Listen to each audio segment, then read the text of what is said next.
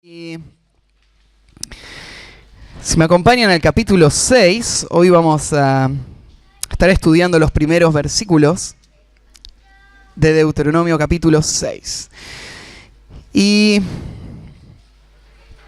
el pasaje que nos toca hoy es en el pueblo de Israel, uno de los pasajes más conocidos y recitados por ellos. Cualquier niño que haya crecido en el contexto de una familia judía lo escuchó suficientes veces como para saberlo, lo repiten constantemente. Y para la nación de Israel es una piedra fundamental de toda la teología, de todo lo que ellos creen en cuanto a Dios y lo que ellos son frente a Dios. Este pasaje es el que lo sintetiza y lo pone en una frase que ellos repiten siempre. Deuteronomio capítulo 6, vamos a estar viendo los primeros versículos del 1 al 9. Y nosotros estamos avanzando por el libro de Deuteronomio ya hace varias semanas. Y lo que hemos repetido ya muchas veces, y creo que te lo voy a decir hasta el cansancio, pero es que Moisés está despidiéndose en un sentido de su rol como líder, despidiéndose de la nación de Israel. Faltan días para que Moisés muera. Él había estado 40 años con este pueblo. Él había sido el instrumento de Dios para que ellos pudieran salir de Egipto y los había guiado por todo el desierto. Pero por su propio pecado, Dios le había dado un castigo. Moisés no iba a poder entrar a la tierra prometida. Él le iba a pasar el liderazgo a Josué. Y están ahora todos al borde de la tierra. Toda la nación está ahí esperando el momento en que Dios dé la orden de marcha y crucen el Jordán y conquisten la tierra. Pero antes de la conquista, Moisés está dando sus últimas palabras. Son palabras muy importantes. No solamente porque son las últimas, sino por quién es Moisés. Moisés es visto en este momento como el intermediario entre Dios y el pueblo de Israel. Moisés es tenido como un hombre que habla en nombre de Dios. Todo lo que él dice, el pueblo ahora lo toma como de parte de Dios. Moisés ha vivido todos estos años de una forma fiel, íntegra. Él ha mostrado amor por el pueblo, así que se ganó el respeto de todo el pueblo. Toda la nación está ahí escuchando todas estas palabras que Moisés les va a decir. Y Moisés va a dedicar estos últimos momentos para hablar de algo que él cree que es lo más importante para la nación. La conquista de la tierra es algo importante, claro que sí, Dios quiere darles esa tierra, pero la razón por la que quiere darles esa tierra es porque Dios quiere ser el Dios de esta nación. Él les eligió, Él les sacó de la esclavitud y Dios quiere que el pueblo viva una relación íntima con Él.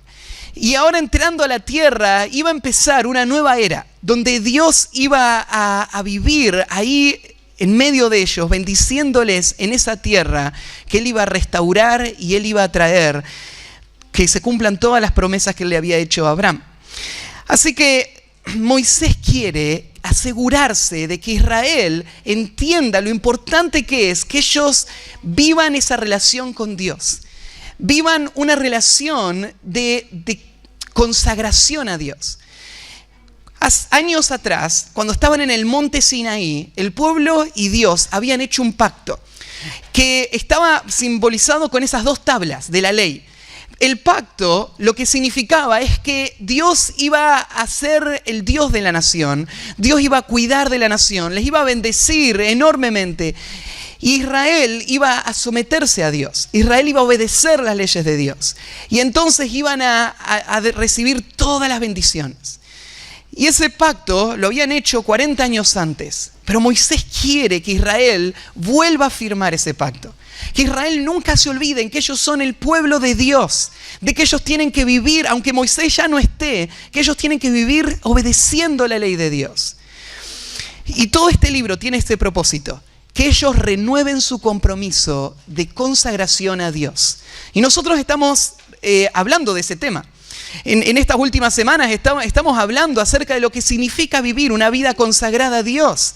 ¿Por qué tenemos que vivir para Él? ¿Cómo se vive para Dios? Porque al fin nosotros no somos distintos al pueblo de Israel. Todos nosotros, los que un día creímos en Cristo, los que un día nos dimos cuenta que estábamos perdidos y clamamos a Dios para salvación, en ese momento nosotros hicimos un pacto con Dios. Y Dios un pacto con nosotros. Un pacto que está basado en la sangre de Cristo. El pacto de la promesa eterna de Dios para nosotros, de que somos su pueblo, de que nunca nos vamos a perder, de que vamos a estar en el cielo para siempre. Él nos prometió eso. Pero a la vez, igual que el pueblo de Israel, Dios nos llamó a nosotros a una vida de consagración.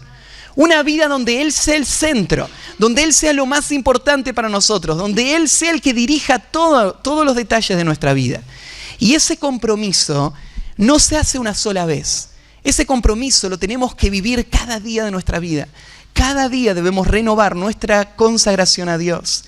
Todo el libro de Deuteronomio es ese recordatorio. Es una exhortación de Dios para nosotros, de que vivamos una vida consagrada para Él. ¿Y qué significa vivir una vida consagrada? Significa vivir una vida en obediencia a Él. Significa vivir una vida donde Él sea nuestro Dios, Él sea nuestro Señor, Él sea nuestro amo, Él sea el que dirija, Él sea nuestro mayor amor, nuestro mayor deleite. Que vivamos de acuerdo a su ley, a sus normas. Y esto es lo que Moisés está haciendo ahora en esta sección. Hace 2 semanas ya arrancamos en el capítulo 5, esta nueva sección del libro donde Moisés le va a hablar de la ley. Y le va a recordar a Israel la ley, y no solo se las va a recordar, sino que se la va a explicar. Desde el capítulo 5 hasta el capítulo 26 tenemos a Moisés predicándole al pueblo de Israel los 10 mandamientos. Lo primero que hace Moisés, como hacemos nosotros acá en la iglesia, es recordar a Israel lo que Dios dijo en el monte. Es como nosotros acá cuando leemos el pasaje. Y después de leer el pasaje, Moisés lo que va a hacer hasta el capítulo 26 es explicar toda la ley. Parte por parte, él va a volver a explicar los 10 mandamientos. Y entonces el capítulo que empieza hoy, empieza Moisés a explicar la primer parte de la ley. ¿Se acuerdan que los 10 mandamientos están divididos en 2 partes? 4 mandamientos por un lado, 6 mandamientos por el otro lado. Los primeros 4 mandamientos le enseñaron a Israel cómo vivir su relación con Dios. Los 6 que quedan le enseñan a Israel cómo vivir la relación entre ellos. Así que en el capítulo 6, el que vamos a leer ahora, Moisés va a empezar a explicar cómo es que el pueblo tiene que vivir esa relación con Dios. Y va a explicarle este tema central. Este pasaje que vamos a leer contiene lo que podríamos llamar el más grande de todos los mandamientos. ¿Se acuerdan que una vez a Jesús le hicieron esa pregunta? Le dijeron, ¿cuál es el mayor de todos los mandamientos? Y Jesús usó este texto para responder. Ahora lo vamos a leer. Es el versículo 4 y 5. Textual, tal como aparece ahí, con una sola pequeña modificación que se las voy a mencionar. Jesús dijo que este es el más grande de todos los mandamientos. Es más, Jesús dijo que si vos obedeces este mandamiento, estás cumpliendo con todos los mandamientos. Este mandamiento es el corazón de los mandamientos de Dios. Es lo más importante. Ahora, no sé cómo sos vos, pero yo a veces necesito que me hagan acordar qué cosas son importantes. Porque la vida a veces parece que te tironea para todos lados.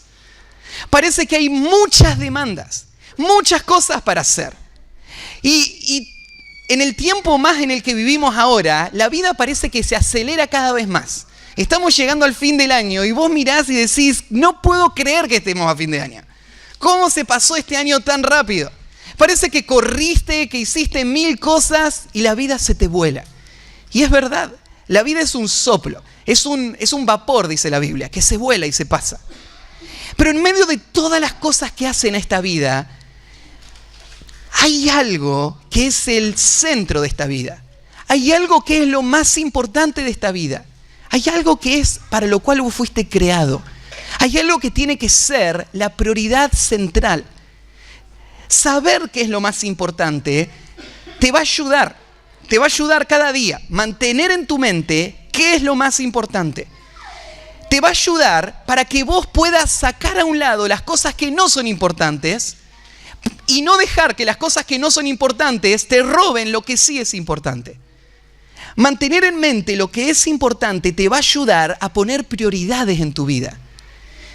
La vida necesita que vos vivas en torno a esta gran prioridad. Y Dios se encargó para el pueblo de Israel de que ellos no tengan ninguna duda, de que ellos lo sepan muy bien. Y no solo que lo sepan ahí, sino que para el resto de su historia, todas las generaciones lo repitan una y otra vez, miles de veces, para que ellos nunca se olviden qué es lo más importante de la vida. ¿Qué es?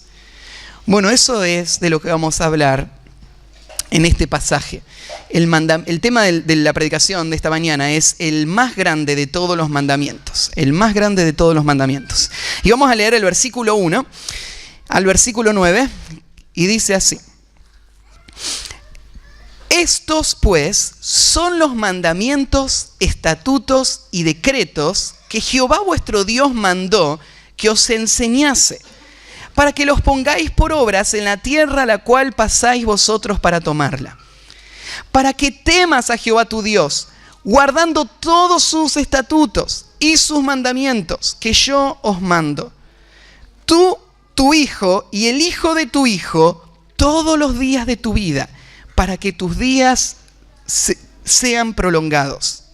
Oye pues, Israel, y cuida de ponerlos por obra, para que te vaya bien en la tierra que fluye leche y miel, y os multipliquéis como te ha dicho Jehová, el Dios de tus padres. Y acá vienen estos versículos de los que estaba hablando, los versículos que Jesús citó, los que Israel repite constantemente. Oye Israel, Jehová nuestro Dios, Jehová uno es. Y amarás a Jehová tu Dios de todo tu corazón y de toda tu alma y con todas tus fuerzas. Y estas palabras que yo te mando hoy estarán sobre tu corazón y las repetirás a tus hijos y hablarás de ellas estando en tu casa y andando por el camino y al acostarte y cuando te levantes.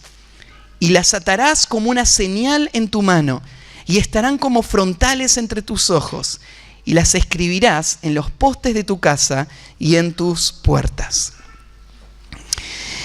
Como les decía, en estos versículos se condensa la ley. Si los 10 mandamientos son el resumen de toda la ley, este mandamiento es el corazón de los 10 mandamientos. Y es lo que resume la primera parte. Los primeros 4 mandamientos que vimos en la ley se resumen en este mandamiento: amarás a Jehová tu Dios de todo tu corazón, de toda tu alma y con todas tus fuerzas. Pero ¿por qué no vamos atrás y vemos desde el principio del capítulo cómo Moisés va a introducir estos versículos y después nos vamos a enfocar en este mandamiento? Arranca Moisés diciendo: estos pues son los mandamientos, estatutos y decretos que Jehová vuestro Dios mandó que os enseñasen. Recuerdan, Moisés tiene una tarea que hacer. Dios le dio la función de ser un intermediario. Moisés se tiene que encargar que el pueblo de Israel entienda y practique todo lo que Dios le dijo.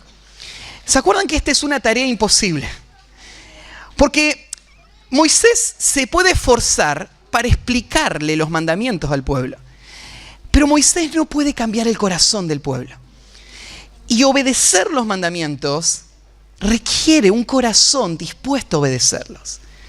Pero Dios le dio esa tarea. Le dijo: bueno, Moisés, ahora vos tenés esta función. Vos vas a enseñarlos y los vas a enseñar para que los pongan por obra en la tierra a la cual pasan para tomarla. Lo importante de la ley de Dios no era solo saber recitarla. No era solamente escribirla en las paredes, como vamos a ver más adelante, tener el versículo colgado. Lo importante de estos mandamientos era poder vivirlos. Poder tener una vida que refleje la vida de Dios. Eso es lo que Dios quería. Dios quería que haya una nación que sea distinta a todas las demás naciones. ¿Y cómo iba a ser distinta? Bueno, iba a ser distinta porque ellos iban a vivir de acuerdo a esta ley. Una ley totalmente distinta a la de este mundo. Una ley que iba a mostrar que este pueblo era un pueblo santo. Dios planeaba eso para su pueblo y Dios espera eso para la iglesia. Dios lo que quiere hacer de su pueblo hoy es un pueblo santo, un pueblo que sea luz, un pueblo que pueda reflejar en la vida a cada momento, a cada momento, la verdad que dicen. Y Moisés le vuelve a decir esto. Le dice, los mandamientos que Dios nos los dio para obedecerlos. Parece algo muy fácil, algo muy práctico y natural, pero qué fácil es que nos olvidemos de eso. Qué fácil es sentarnos a escuchar la palabra de Dios y no estar pendientes de la obediencia, sino solamente de escuchar. Y yo estoy escuchando cosas que entiendo o no entiendo, pero no estoy buscando la forma de aplicar eso. Moisés le está diciendo al pueblo de Israel, Dios me lo dio para que yo se los enseñe, o sea, los entrene a ustedes en esto y para que ustedes lo practiquen. En el versículo 2, Moisés les va a explicar cómo funciona la obediencia. La obediencia tiene dos pasos. Bueno, tres pasos en el proceso. Podemos arrancar en el versículo 2. Primero, la obediencia funciona así. Para que temas a Jehová tu Dios. Segundo, guardando todos sus estatutos y mandamientos que yo os mando, tú y tu hijo, todos los días de tu vida, y al final, para que tus días sean prolongados. La obediencia a Dios funciona así. Primero, arranca con temor a Dios. ¿Se acuerdan que dijimos que lo más importante es lo que hay en el corazón de una persona? De ahí fluye toda la vida de esta persona. Todo lo que vos haces sale de lo que hay adentro tuyo. Cuando Dios piensa en sus planes para el pueblo, lo primero que Dios planea es que este pueblo tenga en su corazón un temor reverente a Dios. Que su pueblo en su corazón sienta el deseo de agradar a Dios. Sienta la gratitud y sienta la responsabilidad de ser un hijo de Dios. Y que no quiera fallarle a Dios. Y ese temor de su corazón lleva al próximo paso. Lleva a la obediencia, que va a ser guardar todos sus mandamientos. El amor a Dios o el temor a Dios se refleja por la obediencia. Nadie puede decir yo amo a Dios y no obedecer a Dios. La obediencia es el fruto del amor y del temor a Dios. Nadie puede temer a Dios y no obedecerlo. Por eso es que el primer paso es el temor. El temor a Dios produce obediencia. Y mira la clase de obediencia. La obediencia es una obediencia completa. Todos los estatutos. Él, su hijo y los hijos que vienen después, ya vamos a hablar de esto, pero el plan de Dios era que eso se pase a las próximas generaciones, todos los días de tu vida. Y el tercer paso es para que tus días sean prolongados. Dios planeó esto para este pueblo. Dios planeó que ellos tengan un corazón que les tema a Él. Ese corazón les mueva desde adentro a obedecer a Dios. Y al obedecer a Dios, ellos tengan todas las bendiciones que vienen por la obediencia. La verdad es que, por si no lo sabías, este mundo es el mundo de Dios. Funciona de acuerdo a las leyes de Dios. Ninguna persona que va en contra de Dios puede vivir las bendiciones de Dios. La obediencia a Dios va a hacer que Dios dé todo su bien, todas las bendiciones. Y este fue el plan de Dios para Israel. Esta fue la tarea de Moisés. Moisés, vos sos responsable de que toda esta nación tema, obedezca y reciba todas las bendiciones. Oye pues Israel. Y ahora viene la exhortación de Moisés. En respuesta a lo que Dios le dijo, Moisés le va a decir a Israel esto. Cuida de ponerlos por obra, para que te vaya bien en la tierra que fluye leche y miel y os multipliquéis, como te ha dicho Jehová, Dios de tus padres. Con esa introducción, Moisés ahora da inicio a la explicación de los mandamientos. Moisés le está diciendo a Israel, miren, lo que le voy a explicar ahora, de esto depende su futuro. Todo su futuro depende de que ustedes escuchen lo que yo les voy a decir. De que ustedes respondan a lo que yo les voy a decir en obediencia. Y entonces ustedes puedan recibir todo lo que Dios les prometió. Habiendo dicho esto, empieza el versículo 4 entonces con la explicación. Y va a explicar estos mandamientos. Y el primer punto, son 3 puntos que tengo esta mañana. El más grande de todos los mandamientos, en primer lugar, se basa en la persona de Dios. El más grande de todos los mandamientos se basa en la persona de Dios. Antes de que Moisés les diga qué es lo que ellos tienen que hacer, tienen que primero entender quién es el que les mandó a hacer esto. El que les manda a hacer esto es Dios. Y necesitas entender quién es Dios. Porque hay muchas ideas equivocadas que solés tener en cuanto a Dios. Si vos salís y preguntás ahí, ¿quién cree en Dios? La mayoría de las personas te van a decir, creo en Dios. Pero el hecho de que te diga creo en Dios no quiere decir que creen en el mismo Dios del que estamos hablando. Aunque le digan Dios, aunque le digan Jehová, aunque le digan los mismos nombres que nosotros, en la mente hay muchas ideas falsas en cuanto a Dios. Israel estaba en este problema. Ellos habían crecido en Egipto. En Egipto se hablaba de Dios. Claro, de muchos dioses. Dioses para todo. El Dios del río, el Dios del sol, el Dios de la fertilidad, el Dios de los campos, el Dios... Cada cosa tenía su propio Dios. Entonces cuando Israel pensaba en Jehová, todavía estaban mezcladas muchas de estas ideas falsas en cuanto a cómo es Dios. La gente de esa época pensaba que los dioses eran dioses limitados. Dioses que controlaban un área, una zona o un aspecto. Controlaban el río, controlaban a estos animales, controlaban lo que sea. Israel tenía que entender la grandeza de su Dios. Israel tenía que entender además la exclusividad de su Dios. Las naciones pensaban, bueno, cada uno tiene su propio Dios, cada uno puede crearse su propio Dios. Si vos querés, podés adorar esta piedra y si querés, podés adorar a lo que vos quieras adorar. Entonces Dios va a arrancar sus mandamientos con una explicación de quién es Él. El versículo 4 lo dice así, oye Israel. Y ese versículo es repetido por los judíos cada día de sus vidas.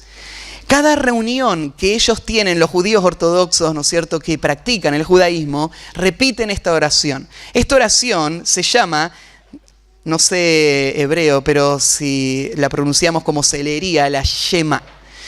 Porque comienza con esa palabra, oye, que es la palabra hebrea Shema. Y en esta expresión... Bueno, Jesús, yo les mencioné ahí en Marcos 12, 29, cuando se le pregunta cuál es el primer y más grande de todos los mandamientos, arranca no desde el mandamiento, sino desde este versículo que estamos leyendo acá, en Marcos 12, 29.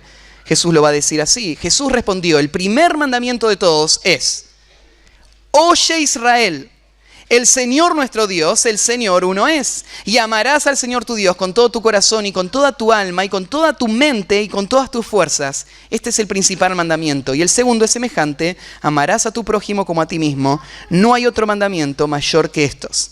Entonces para Jesús, esta primer frase es el punto de partida del mandamiento. Y esta primer frase es una frase que va a describir quién es Dios. Si se dan cuenta, aparecen 2 títulos para referirse a Dios. Se le llama Jehová y después se usa la palabra Dios en español. En hebreo igual, hay 2 palabras. La palabra Jehová es una palabra que podríamos relacionar con el concepto de Señor. Señor porque significa que hay una relación que Israel tiene con Dios que es una relación de sujeción. Una relación en la que Jehová representa un pacto que ellos tienen con Él. Y la palabra Dios que aparece después es la palabra Elohim, que es la palabra más general, más usada para hablar de cualquier concepto de Dios y es el concepto más general en cuanto a la deidad. Y la frase es simple, pero muy, muy profunda, porque dice, Jehová nuestro Dios, Jehová uno es. En la historia del mundo, nunca había existido hasta este punto una nación que como nación afirme el monoteísmo. O sea, que hay un solo Dios. Todas las naciones de su época eran politeístas. Ellos creían en muchos dioses. Así que esta expresión, esta frase que ves acá, es el nacimiento del monoteísmo. Ustedes saben que en el mundo de hoy hay 3 religiones que dicen ser monoteístas. La primera es el judaísmo.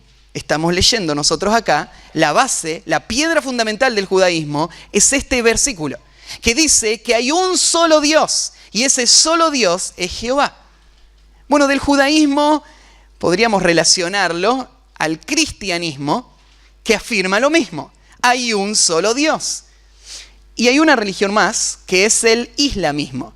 El Islam enseña que hay un solo Dios que se llama Alá. Todas las demás religiones del mundo son politeístas, creen en muchos dioses. Entonces tenés tres religiones, el judaísmo, el islamismo y el cristianismo. Pero el cristianismo, cuando habla de monoteísmo, que hay un solo Dios, lo explica en una forma diferente que el judaísmo y el islamismo. ¿Y cuál es la forma diferente? Bueno, cuando los judíos recitan esta frase, hoy, en nuestra época, y dicen Jehová nuestro Dios, Jehová uno es. La parte uno, ellos la dicen con todas sus fuerzas. Y la dicen con un sentimiento un tanto de rechazo y de oposición. Y ellos lo dicen así en contra del cristianismo. Porque el cristianismo dice que hay un solo Dios. Nosotros creemos que hay un solo Dios. Pero nosotros decimos que ese solo Dios no es una sola persona. Son 3 personas. Es el Padre, el Hijo y el Espíritu Santo. Entonces el judaísmo, cada vez que dice esta frase, dice Jehová uno es. Uno es. Hay un solo Dios. Y nosotros decimos, amén. Hay un solo Dios. No hay más de un solo Dios.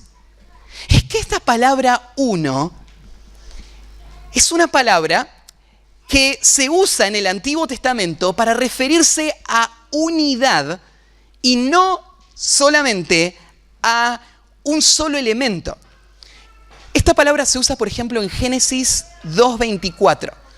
En Génesis 2:24 está hablando acerca del matrimonio. Y dice, por tanto, dejará el hombre a su padre y a su madre y se unirá a su mujer y serán uno. Una sola carne. La misma palabra usa ahí. Serán una sola carne. La idea ahí no es que se vuelven una sola persona. Son 2 personas. Pero son una sola carne. Son una unidad. Una sola unidad compuesta. Una unidad compuesta. 2 personas son una sola carne. Esta palabra se usa muchas veces en el Antiguo Testamento en este sentido. Cuando dice uno, en un sentido de unidad. ¿Por qué nosotros creemos que Dios es 3 personas? Todo el testimonio del Antiguo Testamento dice que Dios es una sola persona. Pero aún en el Antiguo Testamento hay muchas evidencias de algo que no se puede explicar si vos decís que Dios es una sola persona. Hay veces en el Antiguo Testamento donde Jehová habla con Jehová, por ejemplo. Hay pasajes en el Antiguo Testamento donde Jehová, por ejemplo, cuando tenés a Sodoma y Gomorra, en la historia, ¿se acuerdan de Jehová? Que viene Jehová con 2 ángeles. Pasan por la casa de Abraham y después siguen para destruir la ciudad. Y dice ahí en Génesis que Jehová hizo descender fuego del cielo de parte de Jehová. Usa la expresión así, o sea, Jehová estaba acá en la tierra, en forma humana, y hace bajar fuego del cielo de parte de Jehová. O sea, Jehová manda el fuego del cielo y Jehová es el que está en la tierra haciendo bajar fuego del cielo. O sea, Jehová, de parte de Jehová. Hay muchas expresiones en el Antiguo Testamento que lo anticipan. En el Antiguo Testamento hay profecías que hablan del Mesías, que relacionan al Mesías con Jehová. En el Nuevo Testamento, todas estas señales se terminan de entender Cuando Jesús empieza a hablar y a enseñar, y Él dice que Él es Dios, los judíos ortodoxos lo querían matar. Cada vez que pasaba esto, terminaba Jesús al borde de ser apedreado. Jesús, por ejemplo, dice así, dice, de cierto les digo, que antes que Abraham fuese, yo soy. La expresión yo soy es una expresión que representaba a Dios, solo a Dios. Es la expresión de un ser autoexistente. Y cuando Jesús termina de decir eso, los judíos agarran piedras y lo van a apedrear. Y al final Dios no permite que eso pase. ¿Por qué lo van a apedrear? Porque ellos saben lo que está diciendo Jesús. Jesús está diciendo que Él es Dios. Muchas veces Jesús demostró, no solamente Él dijo ser Dios, sino que hizo las cosas que solo Dios hace. Hizo las señales que solo Dios hace, pero a la vez, por ejemplo, Jesús le perdonó los pecados a la gente. ¿Cómo puede perdonar Jesús los pecados que otro hizo y que no lo hicieron contra Él? Solamente Dios puede perdonar pecados. Y eso los judíos lo entendían. Decían, Él blasfema. ¿Quién puede perdonar pecados sino solamente Dios? Y Jesús es Dios. Y después en el Nuevo Testamento tenemos a los apóstoles que volvieron a afirmar que Jesús es Dios. Tenés Juan, capítulo 1. En el principio era el Verbo, y el Verbo era con Dios, y el Verbo era Dios. El Hijo es Dios. Pero hay algo que tenemos que entender. El Hijo no es el Padre, ni es el Espíritu. Son personas distintas, pero son una sola esencia. La Trinidad es uno de los misterios más grandes de la Biblia. Es un misterio porque nadie lo puede entender. Es algo que no tiene lógica para nosotros, pero la Biblia sí lo dice. Dice que hay un solo Dios, pero este solo Dios existe eternamente en tres personas: el Padre, el Hijo y el Espíritu Santo. Estos son iguales en sustancia, una misma esencia, pero distintos en subsistencias. Son tres personas distintas que existen y comparten todos los atributos. Por eso cuando Jesús dice que Él es Dios, Él no está diciendo que Él es un semidios, porque no existen semidioses, porque hay un solo Dios. O sos ese Dios o no sos ese Dios. Pero no hay semidioses, como dicen los testigos de Jehová. En Juan capítulo 1, la Biblia del testigo de Jehová dice así: en el principio era el Verbo, y el Verbo era con Dios, y el Verbo era un Dios. Y dicen como que Jesús fuese a ser una subcategoría. Pero eso no es posible, porque hay un solo Dios y nunca va a haber más dioses. En Filipenses capítulo 2, cuando nos habla de Jesús, dice que Jesús no estimó el ser igual a Dios como cosa que aferrarse. Y ahí usa una expresión, Pablo dice que Jesús es igual a Dios. Igual significa que todo lo que se puede decir del Padre se puede decir del Hijo. Todos los atributos de Cristo son los atributos del Padre. Es lo mismo, es la misma esencia. Hay un solo Dios. Pero este Dios es Padre, Hijo y Espíritu Santo. Ahora, en este versículo hay algo más. No solamente este versículo afirma de que hay un solo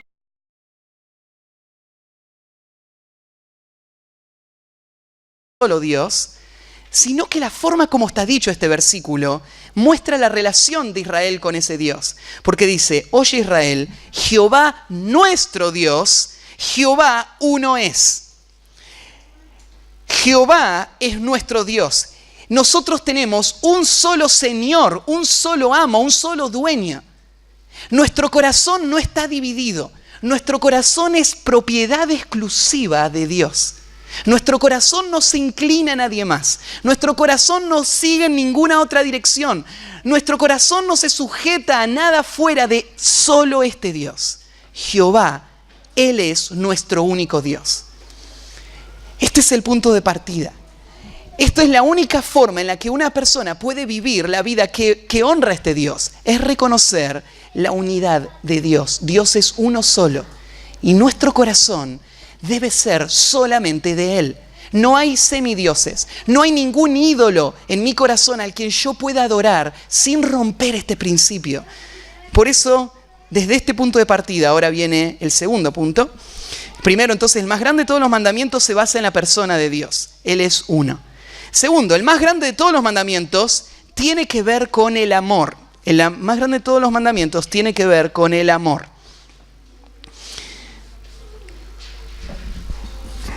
Y acá sucede algo increíble, porque no hay ningún otro Dios en el mundo antiguo que diga algo como lo que Dios está a punto de decir acá.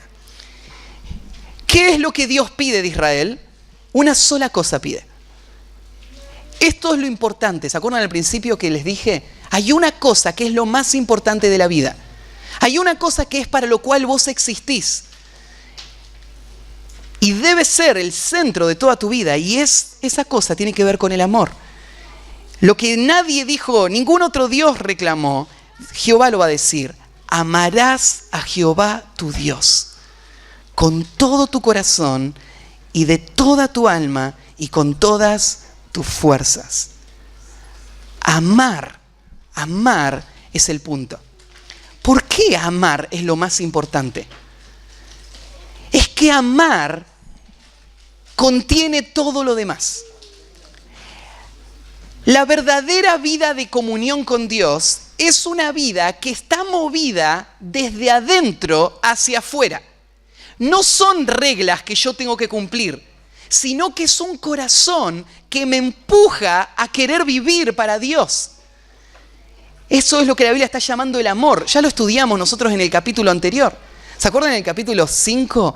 Cuando veíamos que Dios da esa expresión diciendo, ¿quién diera que el pueblo tenga tal corazón que me temiese para que guarde todos mis mandamientos y reciba todas mis bendiciones? Dios sabe que el centro de la vida de una persona está en su corazón. Lo que una persona necesita para poder vivir la vida llena de todas las bendiciones de Dios es una clase de corazón. Por eso el mandamiento más importante es amar. Si vos cumplís este mandamiento, cumplís todo.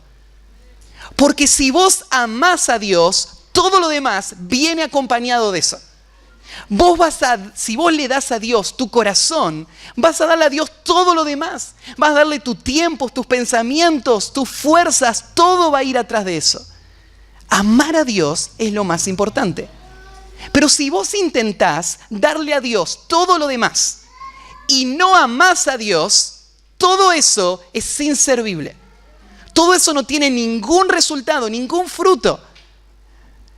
No cumpliste con nada. Intentar hacer todo sin amar a Dios es no cumplir nada. Porque el principal mandamiento, el mandamiento que abarca todos los mandamientos es amar a Dios. Y una cosa más, este mandamiento, hay un versículo ahí en el Nuevo Testamento, en Primera de Juan, si quieren pueden anotar, después lo leen. Primera de Juan 4:19.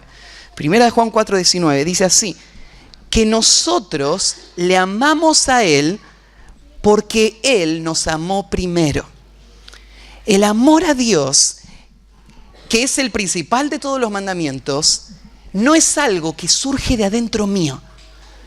Es algo que Él tomó la iniciativa de darme y ahora como yo lo recibí, yo ahora lo voy a dar, lo voy a devolver a Él. Entonces yo te decía al principio, ¿cuál es el sentido? ¿Viste la pregunta? ¿Cuál es el propósito de la vida? ¿Para qué estoy en este mundo? ¿Cuál es el sentido de todo? ¿Qué es lo más importante de esta vida? Podríamos resumirla en esto. El sentido de la vida es ser amado por Dios y amarle en respuesta al amor que recibí de Él. Ese es el sentido de la vida.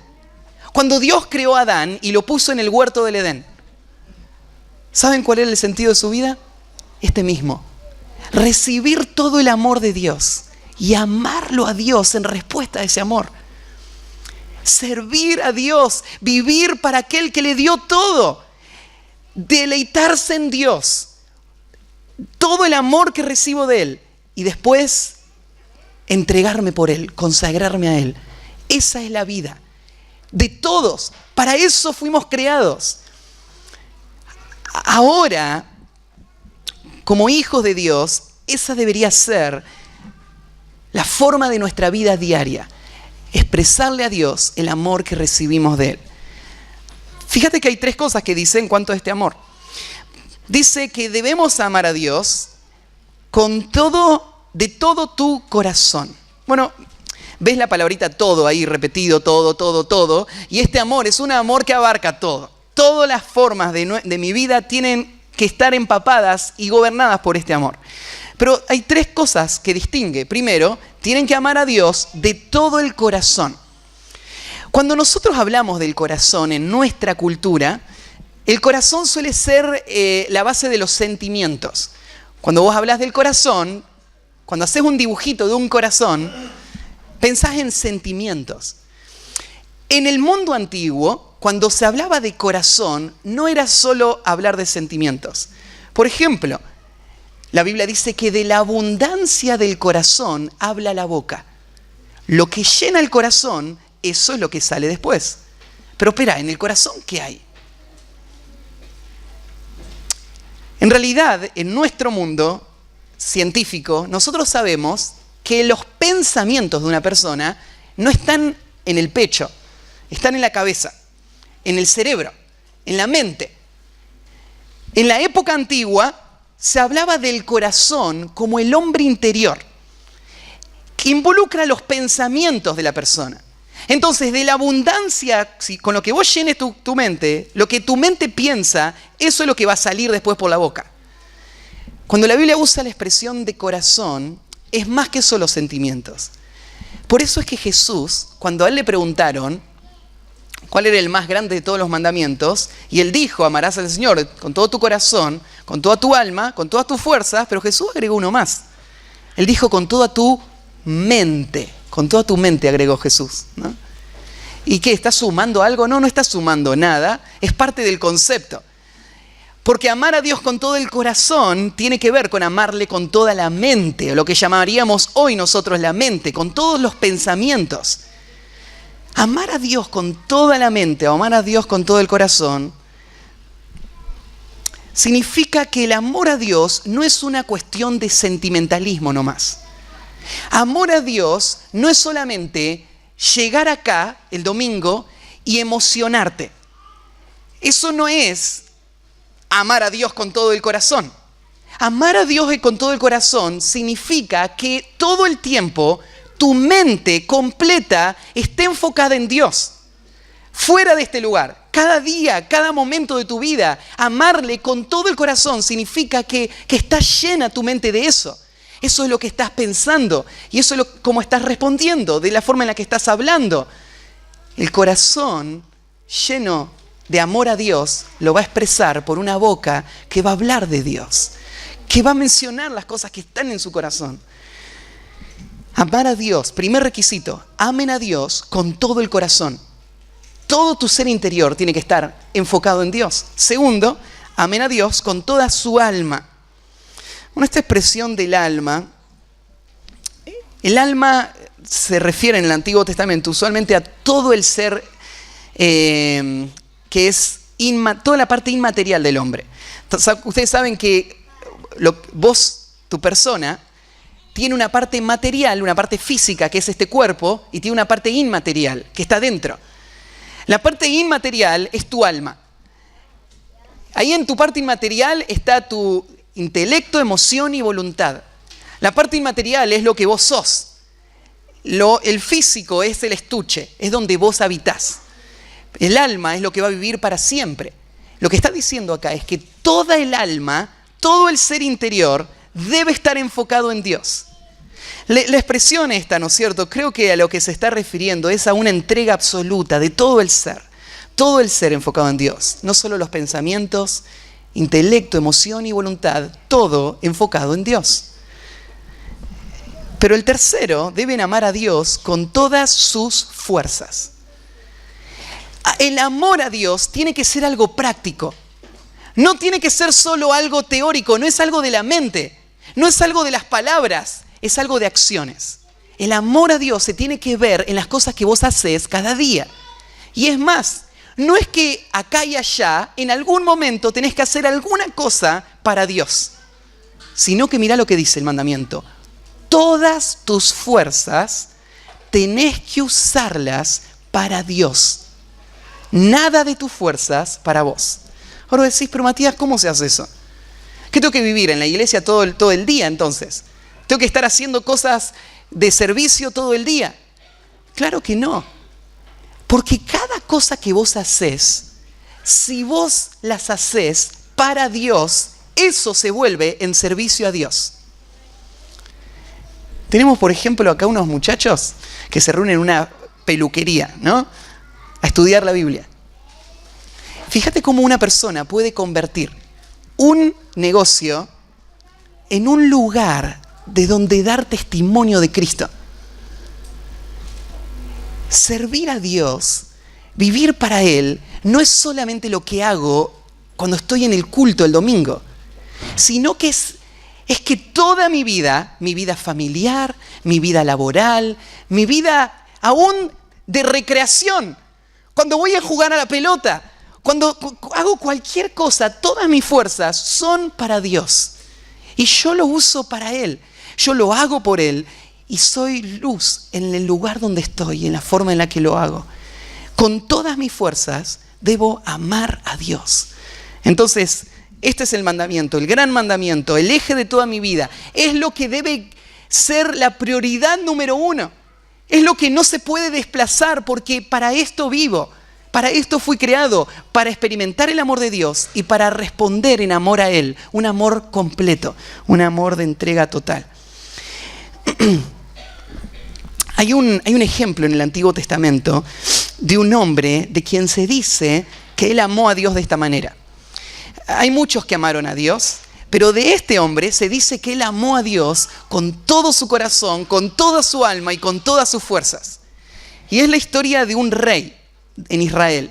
Un rey que empezó a reinar cuando era muy jovencito, se llamaba Josías. Josías, cuando tenía 8 años, fue nombrado rey de Israel.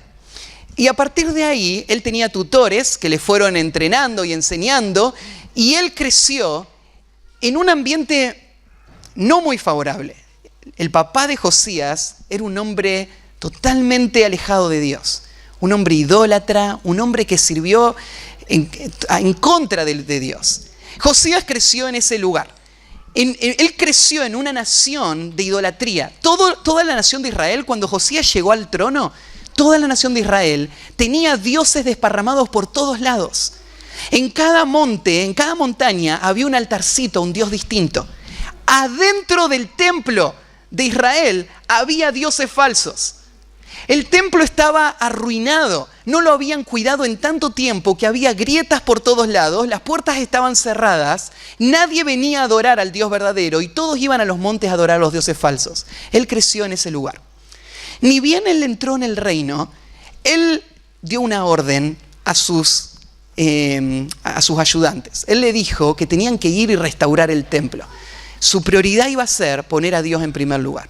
Así que fueron y empezaron a limpiar. Mientras limpiaban el templo, uno de los sacerdotes encontró el rollo de la ley. Lo que estamos estudiando ahora. Lo encontraron allí, que estaba guardado. Ya nadie lo leía. Había estado olvidado por mucho tiempo. Así que se lo trajeron y le dijeron: Josías, encontramos esto en el templo. Josías le dijo: léanmelo, todo el rollo. Arrancaron y empezaron desde Génesis, le leyeron toda la ley hasta el final de Deuteronomio. Cuando terminaron de leerle toda la ley, Josías empezó a llorar. Se tiró al piso, se rompió sus vestidos y empezó a decir: Dios nos castigó por haber roto su ley. Nosotros estamos lejos de Dios, nosotros estamos viviendo y sirviendo a dioses falsos. Y hubo tanto dolor en su corazón que él se propuso revertir todo esto. Y él en Segunda de Reyes, después ustedes pueden leer toda la historia, pero en Segunda de Reyes, capítulo 23, le voy a leer un par de versículos nomás, dice esto de Josías: y poniéndose el rey en pie junto a la columna, hizo pacto delante de Jehová de que irían en pos de Jehová y guardarían sus mandamientos, sus testimonios y sus estatutos con todo el corazón, con toda el alma, y que cumplirían las palabras del pacto que estaban escritas en aquel libro. ¿Les parece familiar lo que él se propuso hacer? Es exactamente lo que dice Deuteronomio 6. Lo que Moisés les dijo que tenían que hacer, eso es lo que él ahora se propuso hacer. Y todo el pueblo confirmó el pacto. Más adelante, en el versículo 24, es un de Reyes 23-24, dice así, bueno, Josías empieza una serie de reformas. Él va a limpiar el país. Y dice, asimismo, barrió Josías a los encantadores, adivinos y terafines, y todas las abominaciones que se veían en la tierra de Judá y en Jerusalén, para cumplir las palabras de la ley que estaban escritas en el libro que el sacerdote Hilcías había hallado en la casa de Jehová. Esto es lo que hizo. Cuando él se dio cuenta de lo que Dios demandaba de él y de esta nación, él no solamente habló de esto, él empezó a hacer cambios inmediatamente. Él dijo, ¿qué cosa de nuestro reino no honra a Dios? No esperó un día más. Él se levantó y empezó a derribar los altares. Él se levantó y empezó a echar fuera a los falsos sacerdotes. Él se levantó y canceló todo y empezó a limpiar y acomodar el templo de nuevo. Él empezó una serie de reformas en toda la nación. Y dice en el versículo 25, no hubo otro rey antes de él que se convirtiese a Jehová de todo su corazón y de toda su alma y de todas sus fuerzas, conforme a toda la ley de Moisés, ni después de él nació otro igual. ¿Sabes qué es amar a Dios con todo tu corazón, alma y fuerzas? Lo que significa es volver a tu casa hoy y empezar una reforma, empezar una limpieza, evaluar cada área de tu vida y volver a honrar a Dios en cada detalle, en cada pensamiento, en cada actitud, en cada acción. Eso es. Josías fue el ejemplo del Antiguo Testamento. Este rey lo hizo. No hubo otro como él, que se entregase a Dios de esta manera, a nivel nacional. Bueno, entonces el más grande de todos los mandamientos tiene que ver con el amor, pero no un amor de un sentimiento, el culto del domingo, un amor apasionado, entregado y consagrado a Dios. Eso es el amor, ese es el mandamiento, esa es la prioridad de tu vida, para esto vos vivís. El último punto dice así, el más grande de todos los mandamientos debe ser transmitido de forma fiel. El más grande de todos los mandamientos debe ser transmitido de forma fiel.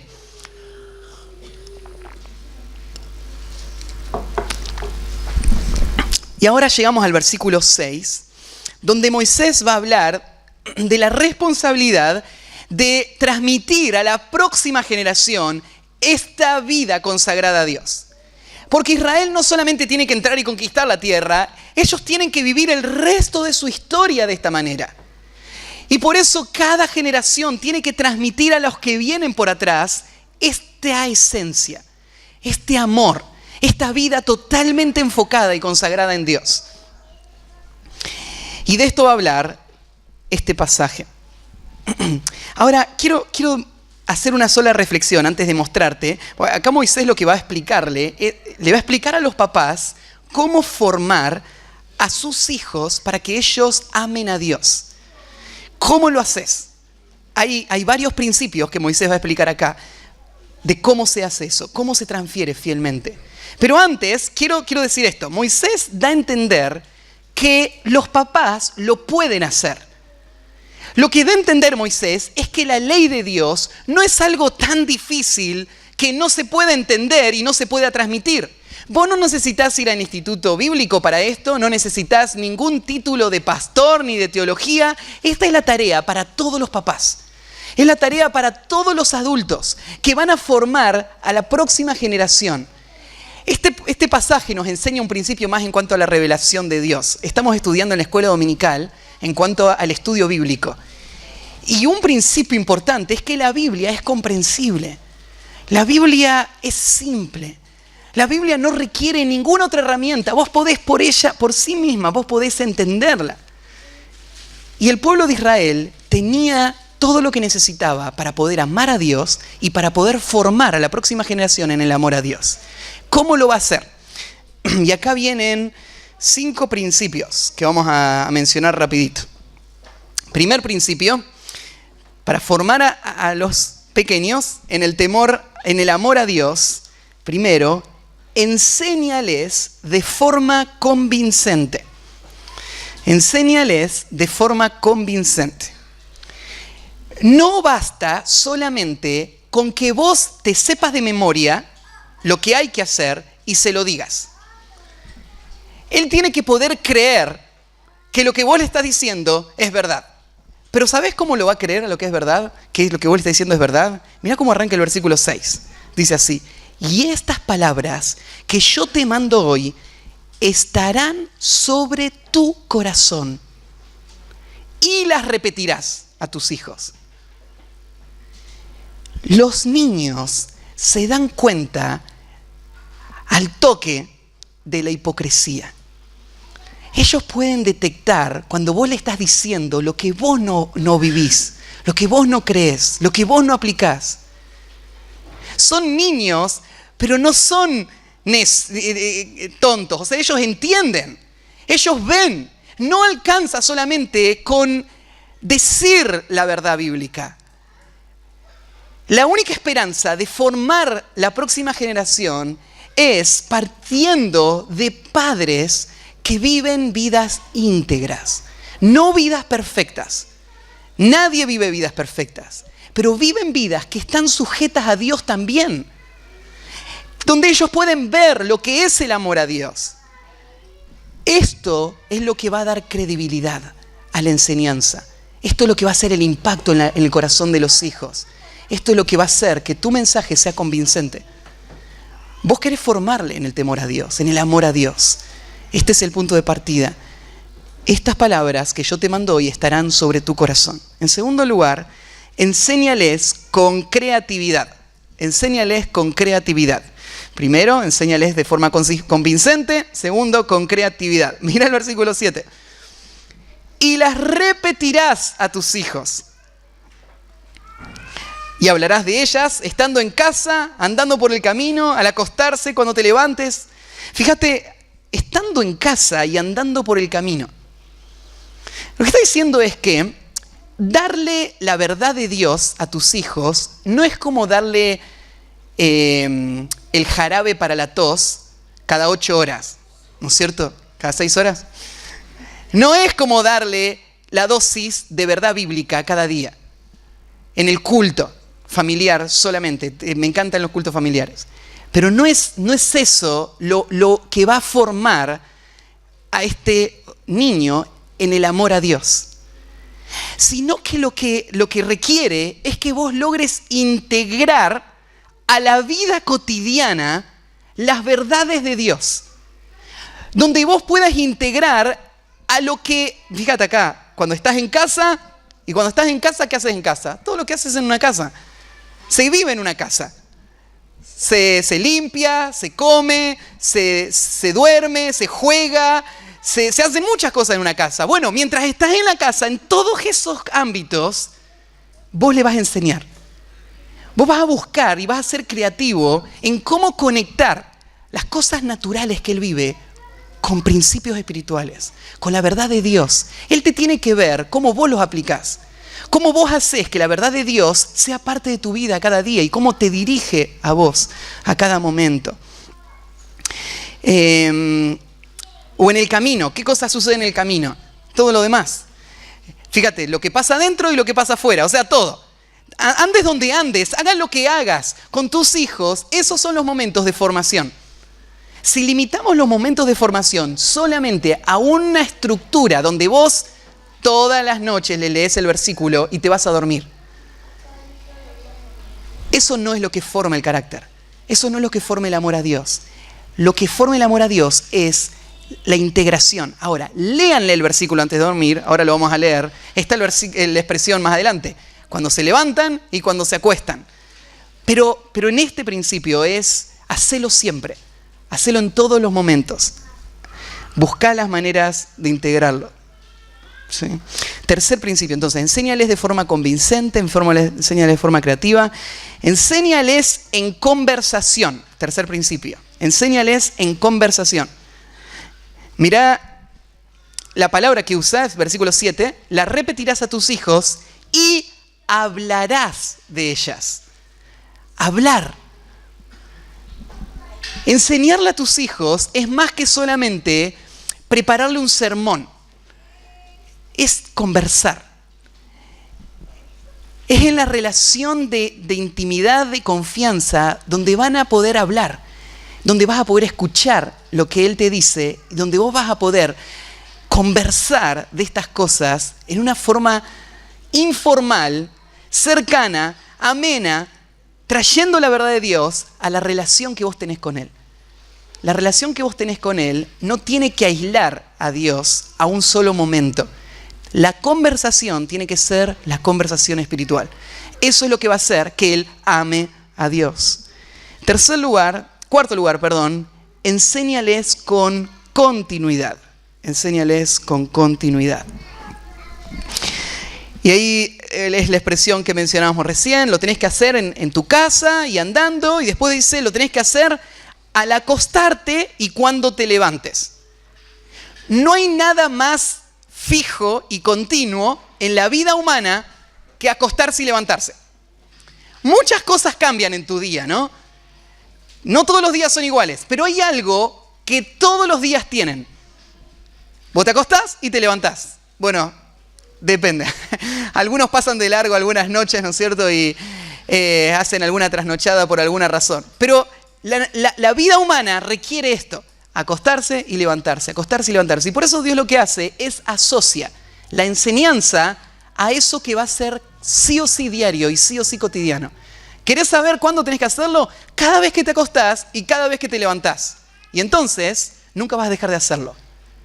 Si te diría Dios, bueno, lo vas a hacer cada vez que vas a la escuela, en las vacaciones no lo haces, ¿no? Lo vas a hacer cada vez que, no sé, cualquier otro detalle, pero este es diario, sí o sí lo haces.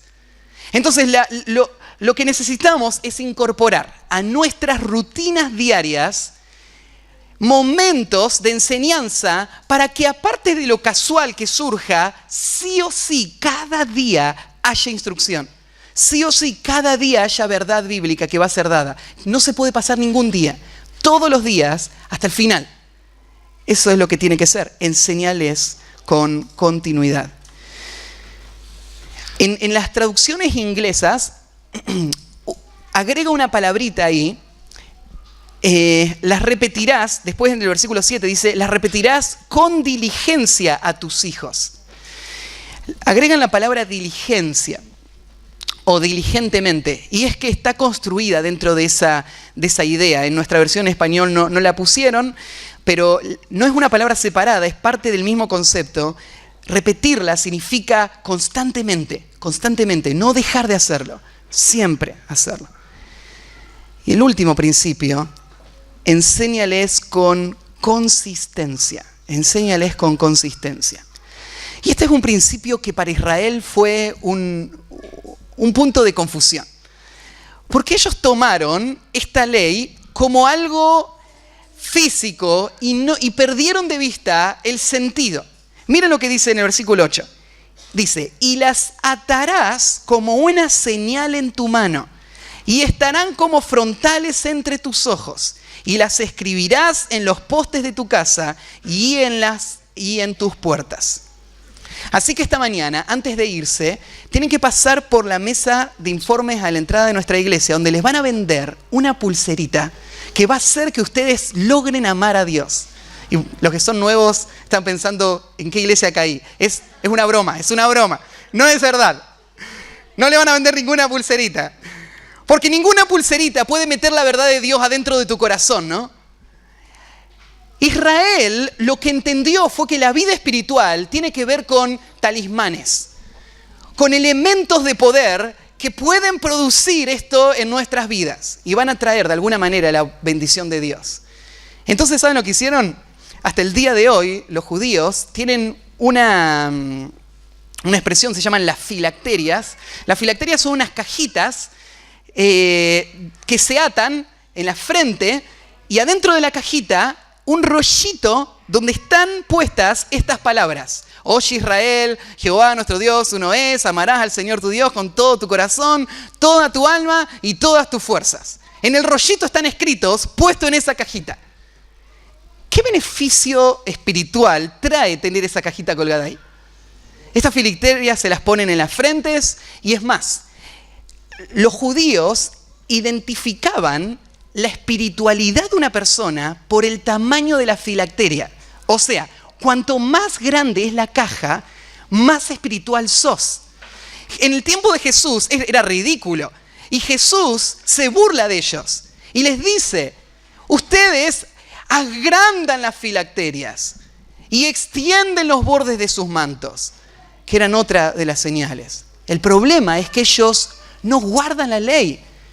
Es solo apariencia, es hipocresía, es solamente fingir. La espiritualidad no es colgar el versículo en tu casa. Tenés que colgar el versículo en tu casa para recordarlo, pero la espiritualidad es vivir una vida consistente al versículo que colgaste.